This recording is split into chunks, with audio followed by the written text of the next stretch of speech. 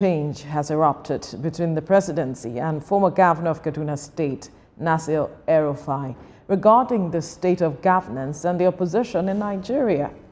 The controversy began when El-Rufai described the current situation as a, quote, national emergency during a national conference in Abuja. The special advisor to President Bola Tinubu on policy, Daniel Bwala, fired back at El-Rufai, questioning his statement and also saying that his motives and suggestion looks like it's a personal grievance rather than a sense of patriotism inspired his comments. Now, Bwala further accused El-Rufai of attempting to undermine the government he helped establish. In response, El-Rufai denied any intentions to seek a position in Tinubu's administration. He accused Bwala and other supporters of the president of lacking the moral integrity to defend the APC administration effectively. Now, this exchange has raised concerns about the unity and direction of the APC, with some calling for El-Rufai to address his grievances internally rather than through public outbursts. The situation is being closely monitored as it may have significant implications for the party's future and the governance of the country. Now, to discuss this development further, we have joining us in the studio political analyst and convener of the Campaign for Dignity in Governance, Razaq Olokoba. Good morning. It's good to have you join us. Thank you. Good morning. Now, this statement by El-Rufai has come under a lot of scrutiny. There are those who are for and against all the things he's saying, and we have seen the response from government through the various spokespersons. We've seen Daniel Bwala speaking, saying that this is seemingly a vengeance mission of the former governor of Kaduna State. Is that how you see it, if you are to look at it critically? Is this a matter of positioning himself for 2027? If you look at El-Rufai very well and the outburst, you will see that is politically traumatized. And yes, because if you know him very well, which I know you do, he's barely tolerated within the political circle. He has a very notorious political profile. He's despised by the king and the elite in the north almost hate him. So after his office, he's bound to go through what he's going through. And democracy has a life support, which is political party. Which political party did it belong to now? APC. Within the APC, it needs to do what it's doing at the moment to survive. That's why it's traumatized. If someone is traumatized, you will hold on to anything for survival. What exactly? He doesn't look like... I said political party. Political party is the nucleus of democracy. Mm-hmm. And party is a looker. If you don't have a structure as a political person, you have a problem. Mm. And at home, that's why it's traumatized. At home, it's not in good time with the governor that I installed. So you won't be taken serious anywhere you go. If at your base, you are not respected by the institution you put in place before leaving office. Mm. So if you look at himself, there's no, I won't be getting this kind of angry. What he's doing now is a panicky measure for what the future holds for him. That, is this I'm going to go into oblivion? That's why I said he's a traumatized person. I don't know why the president is giving such attention. Wow. Just make sure that it didn't rupture the perfidy, it didn't cause any damage. Let him have his outburst. Respond to issues that need to respond to. So, for Nigerians, we should clearly understand what is going through.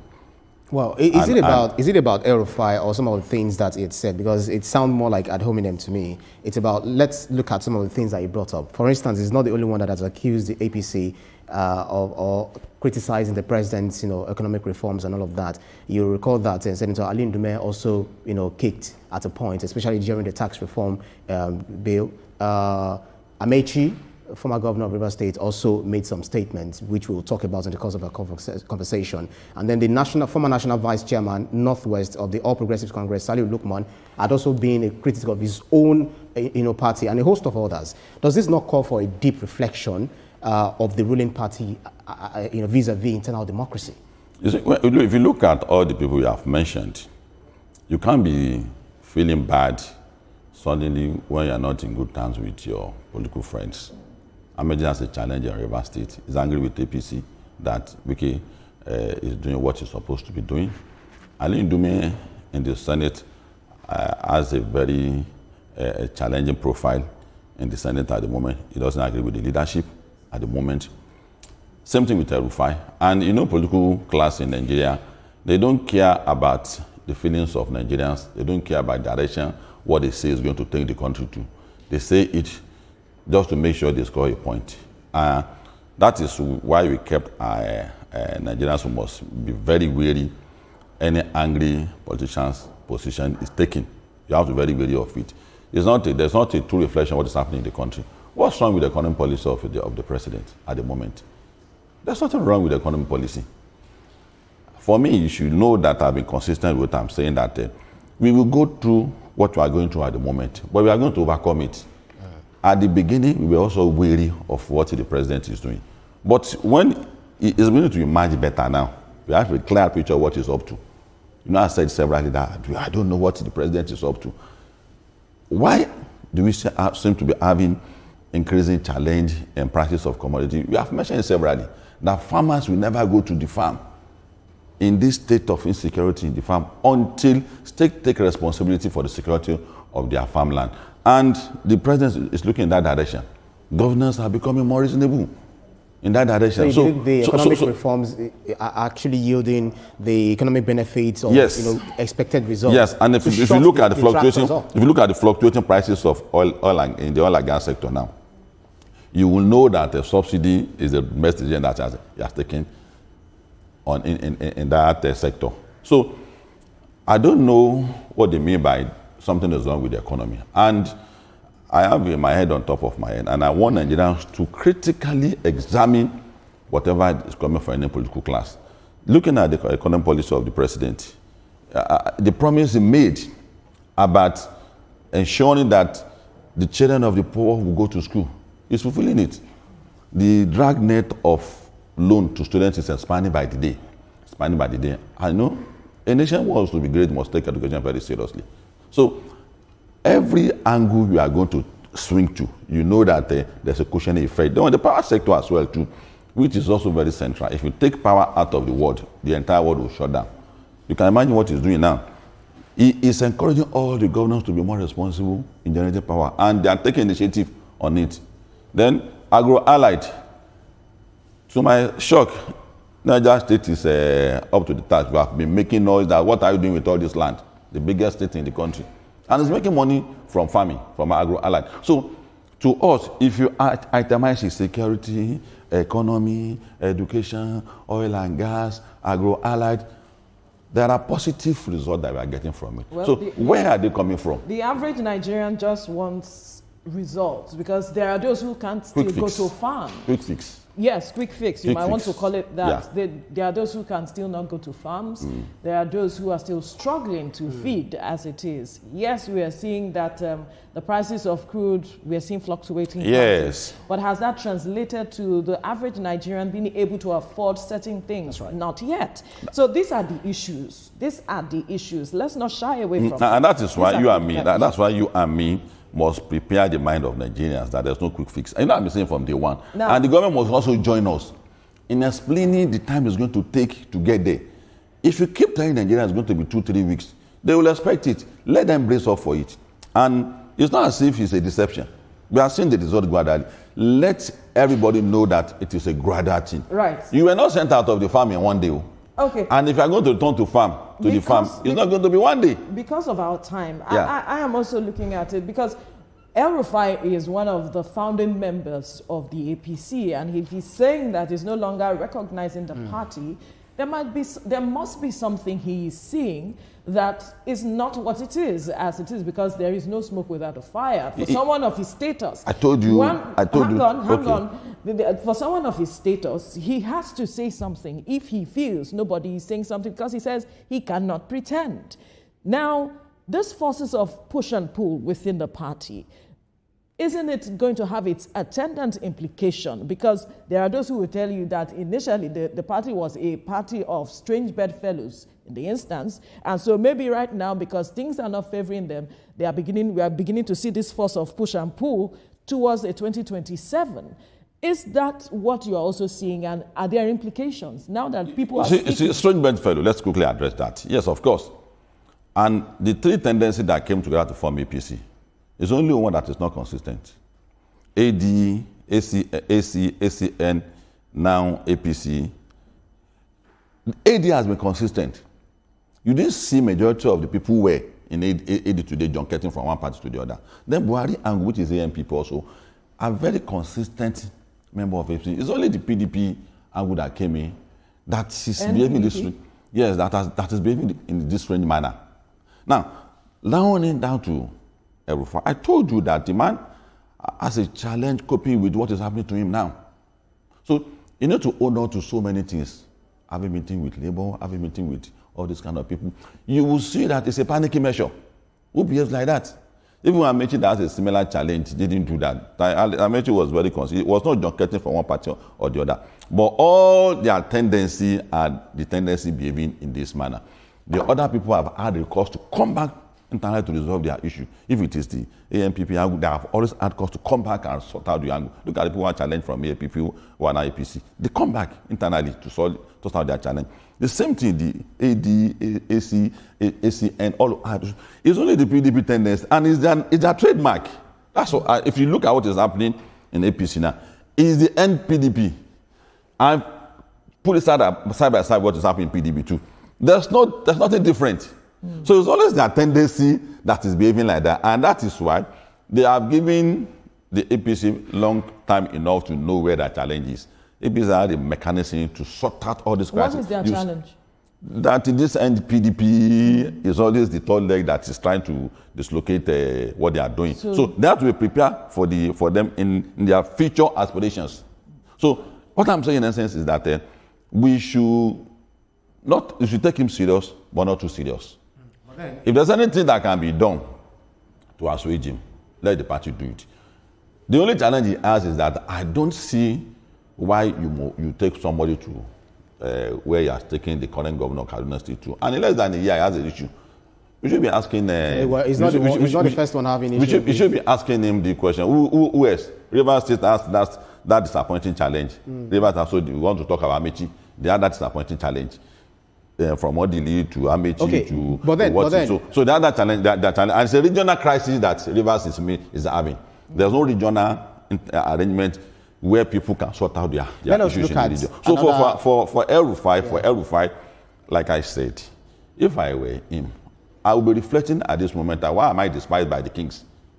Why is the elite in the north doesn't like me?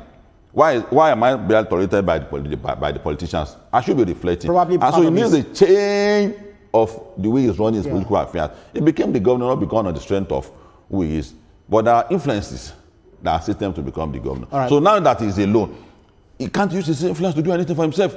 Maybe one of his rejected by Labour. PDP is saying, and you again, no, we don't want you here. Now, APC that is more accommodating, see what he's doing to the party. Let's reflect on some of the things that he said. Because if you look at the party's constitution, APC, for instance, Article 12.3 and National Caucus Article 12.5, talking about having a national executive committee, they've not actually convened the National Working Committee and all of that. So he said, and I quote, "I no longer recognize the APC. No party organ has met in 2 years. No caucus, no NEC, nothing." You don't even know if it's a one-man show. It's a zero-man show. Yes. So in light of his statement, what does this say or suggest about the party's commitment to internal democracy and effective governance? Let's put it in number 1B. Let's address the first question.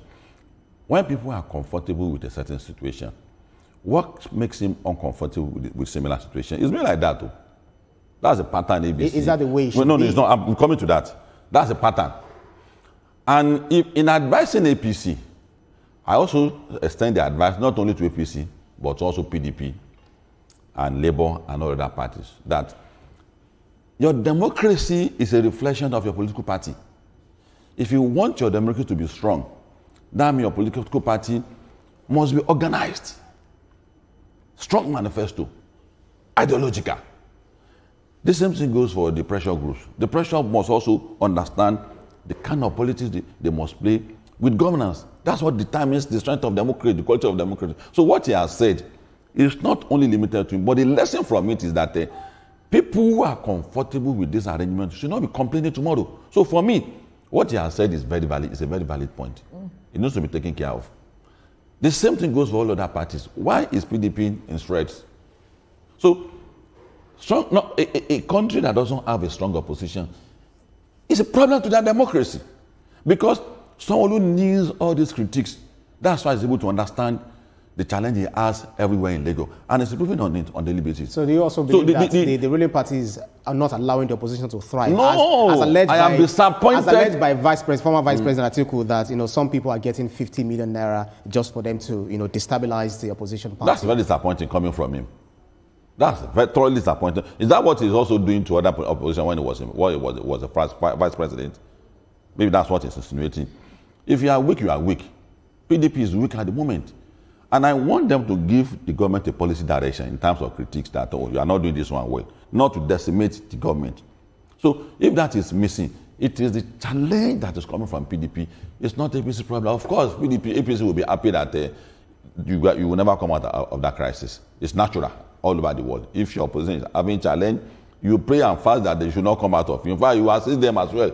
It's natural. So, but to say they are responsible for their problem, no, it's one of the problems of PDP, because someone said, as I was coming today, that he can't support Atiku again because by 2027 he will be too old. If you are active in government, but he won't be the working first person. Trump is an old president. But Biden definitely is old. He's older. Yes, he's even older. Than him. Buhari too. They didn't come as a young man. The point So I'm he's making, within his right to run for president. The point I'm making is that you can't be creating excuse for all the solutions.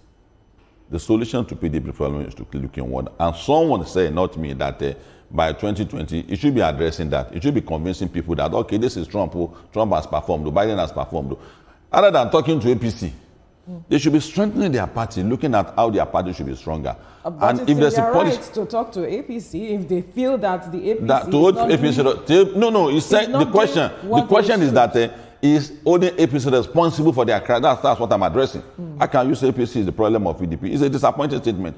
And like I said, we need an But you just said that. You also said in another breath that the ruling party, whether APC or any party, as long as the party is incumbent, it doesn't pray or it doesn't wish the opposition well, to stand well or stand tall to pose an opposition. That's for natural. the party. That's natural for any incumbent. So isn't that government. contradictory? No, that's natural for any incumbent party. That any party in power will always wish the other party dead.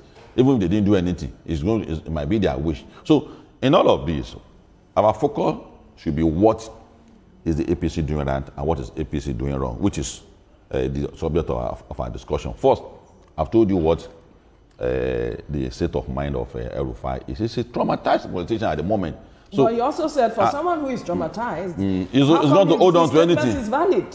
Someone who is traumatized is cannot make valid statement that you alluded to. Have you read the book of this book that politician Machiavelli? Machiavelli wrote the book that celebrated all over the world. When he was in jail, he was a traumatized human being. I'm not saying that people traumatized don't make right decisions or they don't say something sensible. What I'm saying is that today is not comfortable with the arrangement in place, but it was comfortable with it in the past. And we have addressed the issue as raised. Economically, the policy direction of the government is fine at the moment. And if you keep criticizing government that is doing the right thing, there's a tendency that they will swerve off the path. Relying on what people are saying that we are not on the road. That's why we need to guide the government. Don't listen to certain critics. It's misleading. The policy direction is fine at the moment. Look at the tax issue. It's an indirect way of admitting that, of course, there should be resource control. And it's a way of inspiring other states to be serious about their life. The current distribution of resources in the country is so indulging that government don't do anything again than to wait at the end of the month and collect money. Whereas you are sitting on huge resources. When you look at the state you and I come from, you are sitting on resources. But the state is one of the two poorest states in the country today, Kwara and Kogi. But in resources, Kogi is the third richest state in terms of resources. That's what I was there. And look at the numbers of cows we eat in Nigeria every day. About 100,000 cows comes into Nigeria in a month. No tax collected from them. So if you are saying that we should look at the economic angle to everything we do with our life, security-wise, there's nothing bad in that. So for us, we are going to build a barricade around this government. No, I won't allow anything to touch it. It's our responsibility as a member of a civil society to make sure that the government is supported. It's irresponsible radicalism to be thinking of how I'm going to pull this government down all the time. That's not radicalism. That's not activism. Activism is to say out what is bad and encourage what is good. Are you saying the ruling party is immune to criticism, constructive criticism, as we've tried to analyze? Yeah, we picked on what you have said about the APC now, and that's fine. They should put their ass together. If they are assuming that they are not only, we are not member of APC. But what the parties are doing is going to impact on our democracy. Did you get my point? What all political parties are doing is going to impact on our democracy. So we must advise them. Yeah. Now that there's seemingly no viable opposition as it stands right now. Are you not concerned? I am disappointed in them. I have said it. A Democrat who supports democracy. I am disappointed. I've said it today. I am disappointed in Labour, in PDP. If you look at what the government in Lagos State is doing today, is born out of suggestion, which is stamped criticism in Lagos. Last man is doing, and discovered that, okay, that's correct. They address it. So on national issues too, why people don't want to listen to critiques from opposition at times is that they weaponize it. They don't give authority to what you are saying. You say that don't remove subsidy, which you are promised while you are campaigning. Okay, what's the alternative? They keep mute. And that's the challenge I have with them. Anywhere in the world, opposition is opposition, not enmity. Opposition is, as you see, I have an ideology in your party, you have my own party.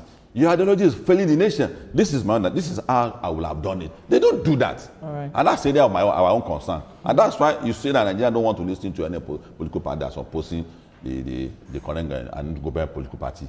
All right, so we'll leave the conversation here. Razaq Olokoba, political analyst, convener, Campaign for Dignity in Governance. Thank you so much for your time. Thank you for having me. Thank you. All right, we will take a break now. When we return, we will be hooking up with our people in Abuja. Stay with us.